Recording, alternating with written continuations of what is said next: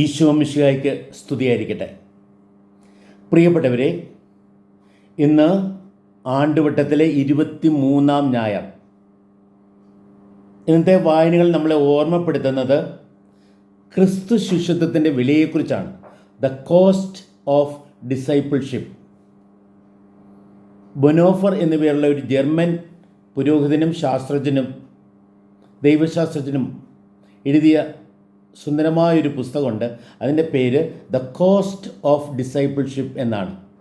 ശിഷ്യത്വത്തിൻ്റെ വില. പ്രിയപ്പെട്ടവരെ, അതിനകത്ത് അദ്ദേഹം പറയുന്ന ഒരു പ്രധാനപ്പെട്ട വാക്യമുണ്ട്. അദ്ദേഹം ഈ കൃപയെ രണ്ട് രീതിയിൽ കാണുന്നുണ്ട്. സൗജന്യ കൃപയുണ്ട്, വിലപ്പെട്ട കൃപയുമുണ്ട്. ഈ സൗജന്യ കൃപ, ചീപ്പ് ഗ്രേസ്, അതുണ്ടല്ലോ, നമ്മളിങ്ങനെ സ്വീകരിക്കുന്നുണ്ട്, അനുഷ്ഠിക്കുന്നുണ്ട്. പക്ഷേ അത് നമ്മുടെ ജീവിതത്തിൽ ഒരു പരിവർത്തനവും വരുത്തുന്നില്ല.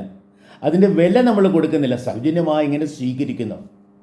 പലപ്പോഴും നമ്മുടെ ജീവിതത്തിൽ നമ്മൾ അങ്ങനെ ജീവിച്ചു പോകാറില്ലേ? അവിടെ നമ്മുടെ ജീവിതത്തിൽ ഒരു അർത്ഥവും ഇല്ല. കൃത്യം പറഞ്ഞാൽ നമ്മൾ സ്വീകരിച്ചത് നമ്മൾ ജീവിക്കണം. ക്രിസ്തു വിശ്വാസം, പ്രിയപ്പെട്ടവരെ, ജ്ഞാനസ്നാനത്തിലേ നൽകപ്പെട്ടതാണ്. പക്ഷേ അത് നമ്മുടെ ജീവിതത്തിൽ പരിവർത്തനം വരുത്തണം. നമ്മളത് ആഘോഷിച്ചാൽ പോരാ, അത് ഏറ്റു പറഞ്ഞാൽ പോരാ. പിന്നെയോ അത് നമ്മുടെ ജീവിതത്തിലൂടെ നമ്മൾ കാണിക്കണം. ഈശോയെപ്പോലെ ജീവിക്കാൻ, ഈശോയെ അനുകരിച്ച് ജീവിക്കുവാൻ, ഈശോയുടെ ഇഷ്ടം നിറവേറ്റി ജീവിക്കുവാൻ പ്രിയപ്പെട്ടവരെ ശ്രദ്ധ വയ്ക്കുമ്പോഴാണ് അത് വിലപ്പെട്ട കൃപയായി മാറുക. ഇന്നത്തെ സുവിശേഷത്തിൽ ഈ ക്രിസ്തു ശിഷ്യത്വത്തിൻ്റെ വിലയെക്കുറിച്ച് ഈശോ നമ്മളെ ബോധപ്പെടുത്തുക. ഈശോ അവിടെ പറയുന്ന ഒന്നാമത്തെ കാര്യം, നമ്മുടെ ജീവിതത്തിലെ ഓരോരുത്തരെയും, അപ്പനെയും അമ്മയെയും ഭാര്യയെയും മക്കളെയും ഒക്കെ വെറുക്കാതെ എന്നാ പറയുക. വെറുക്കാതെ നിങ്ങൾക്ക് എൻ്റെ ശിഷ്യനായിരിക്കാൻ സാധിക്കുകയില്ല. രണ്ടാമതായിട്ട് പറയുന്നത്, നിൻ്റെ കുരിശുമെടുത്ത് എന്നെ അനുഗമിക്കാതെ നിങ്ങൾക്ക് എൻ്റെ ശിഷ്യനായിരിക്കാൻ സാധിക്കുകയില്ല.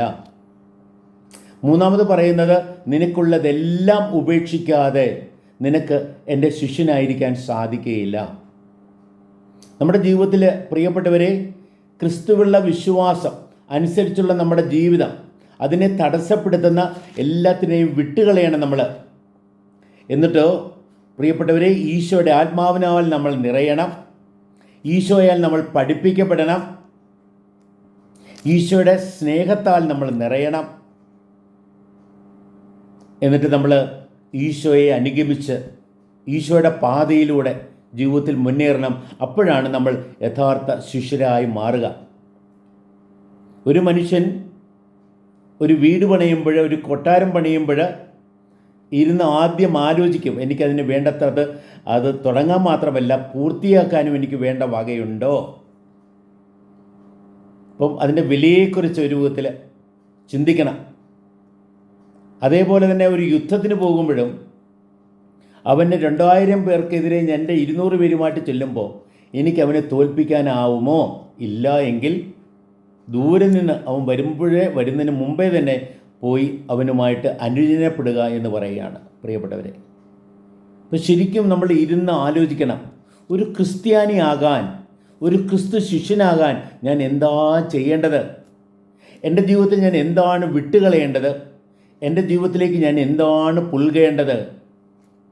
എൻ്റെ ജീവിതത്തിൽ നിന്ന് ഞാൻ വിട്ടുകളയേണ്ട പ്രധാനപ്പെട്ട 3 കാര്യങ്ങളുണ്ട്. ഒന്ന്, എന്നെ തന്നെ വിടണം. നിൻ്റെ ജീവനെ പോലും ത്യജിക്കണമെന്ന കർത്താവ് പറയുകയാണ്. ഞാൻ ക്രിസ്തുവിനോടുകൂടെ ക്രൂശിതനായിരിക്കുന്നു, ഇനി ഞാനല്ല ക്രിസ്തുവിനിൽ ജീവിക്കുന്നു എന്നൊരു ബോധ്യത്തിലേക്ക് കടന്നു വരാൻ, എന്നൊരു അനുഭവത്തിലേക്ക് കടന്നു വരാൻ സാധിക്കുമ്പോഴാണ് പ്രിയപ്പെട്ടവരെ നമ്മൾ യഥാർത്ഥ ക്രിസ്തു ശിഷ്യരായി മാറുക. രണ്ടാമത്തേത് നമ്മുടെ ബന്ധങ്ങളാണ്. നമ്മുടെ ബന്ധങ്ങൾ പ്രിയപ്പെട്ടവരെ, ഈശോയുമായിട്ടുള്ള ബന്ധമുണ്ട്, മറ്റുള്ളവരുമായിട്ടുള്ള ബന്ധമുണ്ട്. മറ്റുള്ളവരുമായിട്ടുള്ള നമ്മുടെ ബന്ധങ്ങൾ ഈശോയുമായിട്ടുള്ള ബന്ധത്തെ തടസ്സപ്പെടുത്തുന്നതാവരുത്. ഒരു വിധത്തിൽ ഈശോയുമായിട്ടുള്ള ബന്ധം മറ്റുള്ള ബന്ധങ്ങളെല്ലാം നിറയെ സ്വാധീനിക്കണം. ഈശോയുടെ സ്നേഹത്തോടെ, ഈശോയുടെ കൃപയോടെ, ഈശോയുടെ ആത്മാവോടെ, ഈശോയുടെ വചനമനുസരിച്ച് ഏവരുമായിട്ട് നമ്മൾ ബന്ധപ്പെടണം. അവിടെ കർത്താവ് പറയുന്നൊരു കാര്യമുണ്ട്, നിന്റെ പ്രിയപ്പെട്ടവരെ വെറുക്കാതെ. ആ വെറുക്കാതെ എന്നുള്ള വാക്ക് ശരിക്കും പറഞ്ഞാൽ കുറച്ച് സ്നേഹിക്കുക, അതായത് ഈ സ്നേഹത്തിൻ്റെ ഗ്രേഡിനെക്കുറിച്ച് അവിടെ പറയുക.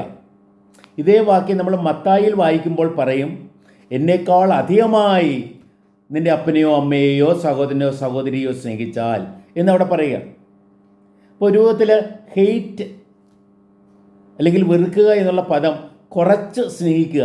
ഈശോയുമായിട്ടുള്ള ബന്ധവുമായി തട്ടിച്ചു നോക്കുമ്പോൾ പ്രിയപ്പെട്ടവരെ, ഈ ബന്ധം ഒരു വിധത്തിൽ ഹെയ്റ്റ് പോലെ തോന്നാം.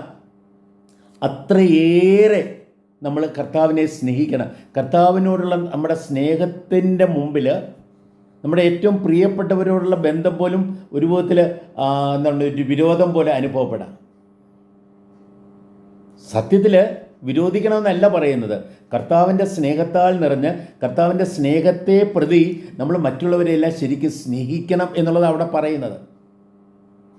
അവിടെ ഈശോയെക്കാളും പ്രധാനമായി നമ്മുടെ ജീവിതം വരരുത്, മറ്റുള്ളവർ വരരുത്, അതുപോലെ നമ്മുടെ ജീവിതത്തിലെ സമ്പത്തുകളും വരരുത്. നമ്മൾ അങ്ങനെ കർത്താവിന് വിരുദ്ധമായി പ്രിയപ്പെട്ടവരെ കർത്താവിൻ്റെ സ്ഥാനത്ത് നമ്മൾ മനുഷ്യരെയോ തന്നെയോ മറ്റുള്ളവയെ വെച്ചാൽ അത് വിഗ്രഹാരാധനയാണ്. ഒന്നാമത്തെ കൽപ്പനയുടെ ലംഘനമാണ്. നമുക്ക് അത് വേണ്ട. എന്തു വേണം? ജീവിതത്തിൽ ഏറ്റവും മുഖ്യ സ്ഥാനം ഈശോയ്ക്ക്. 3 തരം ക്രൈസ്തവരെക്കുറിച്ച് പറയാറുണ്ട്. ലേബൽ ക്രിസ്ത്യാനികൾ, പെരിഫറൽ ക്രിസ്ത്യാനികൾ, ബേസിക് അല്ലെങ്കിൽ സെൻട്രൽ ക്രിസ്ത്യാനികൾ എന്ന് പറയും. ഈശോ എവിടെ നിൽക്കുന്നു എന്നതിനെ ആശ്രയിച്ച ആ 3 ലേബൽ. ഒന്ന് ലേബൽ എന്ന് പറഞ്ഞാലുണ്ടല്ലോ, ലേബൽ പുറത്തുണ്ട്, ഒരു കുപ്പിയുടെ പുറത്ത് എഴുതി വെച്ചിരിക്കുകയാണ് തേൻ. പക്ഷെ അതിനകത്ത് തേൻ ഉണ്ടാകണം നിർബന്ധമൊന്നുമില്ല. ചിലരുടെ ജീവിതത്തിൽ ക്രിസ്തു ഇങ്ങനൊരു ലേബൽ പോലെ മാത്രമാണ്. വസ്ത്രവും പേരും വീട്ടിലെ പടങ്ങളും ഒക്കെ നോക്കി അവനൊരു ക്രിസ്ത്യാനിയാണ് എന്ന് പറയും. പക്ഷെ ശരിക്കും പറഞ്ഞാൽ ക്രിസ്തുവിൻ്റെ ചൈതന്യമോ സ്നേഹമോ ആളെ നിയന്ത്രിക്കുന്നില്ല. രണ്ടാമത്തെ തരം ക്രൈസ്തവരെ പെരിഫറൽ എന്ന് പറഞ്ഞാൽ, അതായത് അരികെ ക്രിസ്ത്യാനികൾ, അരികിൽ നിൽക്കുക, കേന്ദ്രത്തിലല്ല. പലതിലൊന്നാണ് ഈശോ. വേറെ ഒന്നും വായിക്കാനില്ലെങ്കിൽ ബൈബിൾ വായിച്ചേക്കാം, വേറെ എങ്ങും പോകാനില്ലെങ്കിൽ വേണമെങ്കിൽ പള്ളിയിൽ പോയേക്കാം, വേറെ ആർക്കും കൊടുക്കാനില്ലെങ്കിൽ കർത്താവിന് കൊടുത്തേക്കാം എന്നുള്ളൊരു നിലപാടാണ്. പക്ഷെ ജീവിതത്തിൽ ഏറ്റവും മുഖ്യ സ്ഥാനം ഈശോയ്ക്ക് വരണ്ടേ? ഈശോയുടെ കാര്യം നോക്കിയിട്ട് പ്രിയപ്പെട്ടവരെ, ഈശോയെ അന്വേഷിച്ചിട്ട് മാത്രമാണ് മറ്റുള്ളവയെല്ലാം വരേണ്ടത്. ആ രീതിയിൽ ഈശോയ്ക്ക് ജീവിതത്തിൽ മുഖ്യ സ്ഥാനം കൊടുക്കുമ്പോൾ അതിനെയാണ് സെൻട്രൽ ക്രിസ്ത്യൻസ് എന്ന് പറയുക. കർത്താവ്, ഇതുവരെ എൻ്റെ ജീവിതത്തെ ഭരിക്കാൻ ഞാൻ എന്നെ തന്നെ ഏൽപ്പിച്ചു, അല്ലെങ്കിൽ മറ്റുള്ളവയെ ഏൽപ്പിച്ചു. എന്നാൽ ദൈവമേ, അവിടെയെല്ലാം ഞാൻ പരാജയപ്പെട്ടു. നീ വരേണമേ, എൻ്റെ ജീവിതത്തിലേക്ക് കടന്നു വന്ന് എൻ്റെ ജീവിതത്തിൻ്റെ കേന്ദ്രമായി മാറണമേ, എന്നിലെ എല്ലാം അങ്ങ് തന്നെ നിയന്ത്രിക്കണമേ എന്ന് നമ്മൾ ആവശ്യപ്പെടുക. എൻ്റെ ചിന്തകളെ, എൻ്റെ ചിന്താഗതികളെ, എൻ്റെ മനോഭാവങ്ങളെ, എൻ്റെ പെരുമാറ്റങ്ങളെ, എൻ്റെ പ്രവൃത്തികളെ, എൻ്റെ വാക്കുകളെ, എൻ്റെ ബന്ധങ്ങളെ, കർത്താവെ എൻ്റെ ജീവിത രീതിയെ, എൻ്റെ ജീവിതത്തിൻ്റെ പോക്കിനെ എല്ലാം കർത്താവെ അങ്ങ് തന്നെ നയിക്കണമേ, നിയന്ത്രിക്കണമേ എന്ന് ആവശ്യപ്പെടുമ്പോഴാണ് പ്രിയപ്പെട്ടവരെ നമ്മൾ യഥാർത്ഥത്തിൽ ക്രിസ്തുവിൻ്റെ ശിഷ്യരായി മാറുക. കർത്താവ് ആവശ്യപ്പെടുന്ന വേറൊരു കാര്യമുണ്ട്. എന്നറിയാവോ? എന്നെ അനുഗമിക്കാൻ ആഗ്രഹിക്കുന്നവൻ തൻ്റെ കുരിശുമെടുത്ത് എൻ്റെ പിന്നാലെ വരട്ടെ. തൻ്റെ കുരിശുമെടുത്ത് എൻ്റെ പിന്നാലെ വരട്ടെ. നമ്മുടെയൊക്കെ ജീവിതത്തെ ഒരു കുരിശായിട്ടാണ് കർത്താവ് പറയുന്നത്. നമുക്കറിയാം, കുരിശ് എന്ന് പറഞ്ഞാലുണ്ടല്ലോ, ന്യൂനചിഹ്നത്തെ അധിക ചിഹ്നമാക്കുമ്പോഴാണ് കുരിശാകുന്നത്. Cross your negatives with the cross of Christ എന്നൊക്കെ പറയുക. നമ്മുടെ ജീവിതത്തിലെല്ലാം വിഷമതകളും പ്രയാസങ്ങളും ഒക്കെ കുന്നുകൂടുമ്പോൾ അതിനെല്ലാം ഒരു അടിമയെപ്പോലെ, അയ്യോ എനിക്ക് ഇങ്ങനെ പറ്റിയല്ലോ എന്നും പറഞ്ഞ് വിലപിക്കുന്നതിന് പകരം കർത്താവിനോട് ചേർന്ന്, എൻ്റെ കർത്താവിൻ്റെ കൂടെയുണ്ട്, മരണത്തെപ്പോലും ജയിച്ച് കുരിശിനെ അതിജീവിച്ച കർത്താവ് എൻ്റെ കൂടെയുണ്ട്, അവനോട് ചേർന്ന് ഞാൻ എല്ലാം ഞാൻ അതിജീവിക്കും, ഞാൻ കൂടുതൽ ശക്തനായി മാറും എന്നൊരു ബോധമാണ്. കുരിശിനാൽ എടുക്കപ്പെടേണ്ടവരല്ല നമ്മൾ, പിന്നെയോ കുരിശിനെ എടുത്ത് മുന്നേറേണ്ടവരാണ്. അപ്പോഴാണ് പ്രിയപ്പെട്ടവരെ നമ്മൾ യഥാർത്ഥത്തിൽ ക്രിസ്തു ശിഷ്യരായി മാറുക. നമ്മൾ ഇന്നത്തെ രണ്ടാമത്തെ വായനയിൽ അവിടെ ഫിലോമിന് എഴുതിയ ലേഖനമാണ് പൗലോസ് അപ്പോസ്തലൻ. ഒനേസിമുസ് എന്നുള്ള ഒരു ഈ ഫിലോമിൻ്റെ ഒരു അടിമ അവിടെ നിന്ന് കുറേ പണമൊക്കെ അപഹരിച്ച് ഒളിച്ചോടി. അവൻ ഒളിച്ചോടി അവസാനം അവൻ പൗലോസിൻ്റെ അടുത്തെത്തി. പൗലോസ് ആ സമയത്ത് ജയിലില്ല. ആ പൗലോസ് അവനെ കണ്ടുമുട്ടി. നേരത്തെ ഈ ഒനേസിമുസിനെ അറിയാമായിരുന്നിരിക്കാം, കാരണം ഫിലോമിന് പൗലോസിനെ അറിയാമായിരുന്നു. അപ്പോൾ ആ സമയത്ത് പൗലോസിനെ കണ്ടുമുട്ടിട്ടുണ്ടാവാം. എന്തായാലും ഇവിടെ പൗലോസിനെ കണ്ടുമുട്ടി. പൗലോസ് അവനെ ഒത്തിരി ഉപദേശിച്ചു, അവന് ജ്ഞാനസ്നാനം കൊടുത്തു, തൻ്റെ സ്വന്തം മകനെപ്പോലെ കരുതി. എന്നാൽ ഇവൻ എൻ്റെ കൂട്ടുകാരനായ ഫിലോമിൻ്റെ അടിമയാണല്ലോ, അവൻ്റെ അനുമതി കൂടാതെ അവൻ്റെ അടിമയെ എനിക്ക് വെച്ചുകൊണ്ടിരിക്കാൻ പറ്റത്തില്ലല്ലോ എന്നുള്ള ആ ശ്രദ്ധയോടെ അദ്ദേഹം തിരിച്ചയക്കാനായിട്ട് തീരുമാനിച്ചു. അങ്ങനെ തിരിച്ചയക്കുമ്പോൾ അദ്ദേഹത്തിന് കൊടുത്ത എഴുത്ത് അതാണ് ഫിലോമിന് എഴുതിയ ലേഖനം. അതിനകത്ത് അദ്ദേഹം പ്രത്യേകം പറയുന്ന ഇതാണ്: ഒരു കാലത്ത് അവൻ അടിമയായിരുന്നു, നിൻ്റെതെല്ലാം അപഹരിച്ചോടിയവനാണ്. ഇപ്പോൾ അവനോട് നീ ക്ഷമിക്കണം. അവനോട് അടിമയെപ്പോലെ അല്ല നീ സ്വീകരിക്കേണ്ടത്.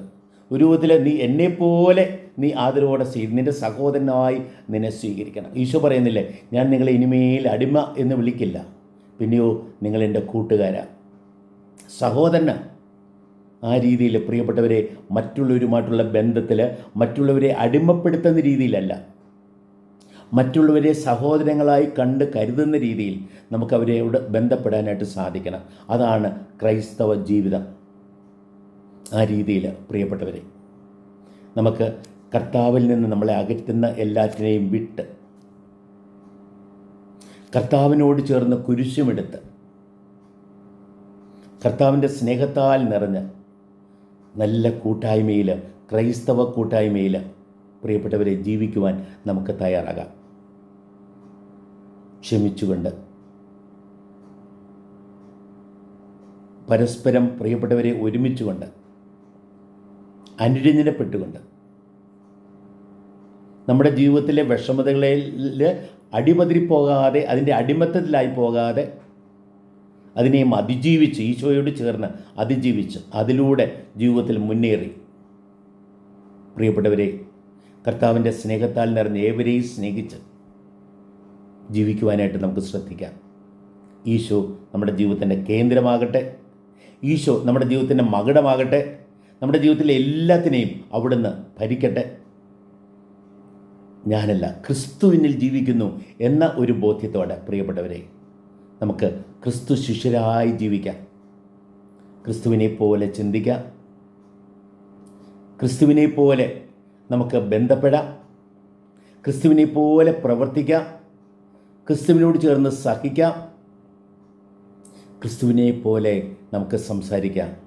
അങ്ങനെ പ്രിയപ്പെട്ടവരെ, ഈശോ നമ്മിൽ ജീവിക്കട്ടെ, നമ്മിലൂടെ ജീവിക്കട്ടെ. ഈശോയ്ക്ക് സാക്ഷ്യം വഹിച്ചുകൊണ്ട് അവിടുത്തെ മഹത്വപ്പെടുത്തി അവിടുന്ന് നമ്മളെ ഏൽപ്പിച്ച ദൗത്യം നന്നായി നിറവേറ്റി ജീവിക്കുവാൻ നമുക്ക് തയ്യാറാകാം. ദൈവം നമ്മെ അനുഗ്രഹിക്കട്ടെ. ആമേൻ.